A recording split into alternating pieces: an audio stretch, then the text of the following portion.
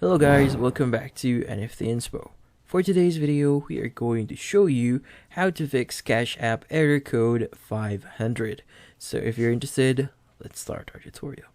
So first thing that we want to do here is we want to check if there are any updates on the Cash App mobile application. So go ahead and open up Google Play Store here and see if there are any updates, because sometimes updates on Google Play Store will not be automatically applied or installed in your devices. So sometimes manually searching for the application to update them is necessary. Now, once you've updated Cash App, go ahead and see if that solves your issue. But if that doesn't solve your issue, the next best thing that we could do here is to clear the temporary files or temporary data that we have on Cash App.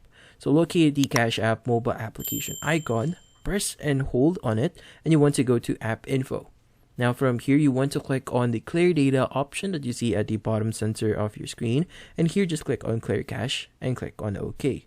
Now, once you've cleared your cache, go ahead and see if that solves your issue. Now, if that doesn't solve your issue, the next best thing and the final thing that we could do here is to basically reinstall Cash App. So what you need to do is press and hold on Cash App, go to App Info, and in here you'll see the option to uninstall it. Now, once you've uninstalled it, go to Google Play Store and install Cash App into your device again. And that's about it. So hopefully this video was able to help you. Like and subscribe to NFT Inspo. Thank you for watching.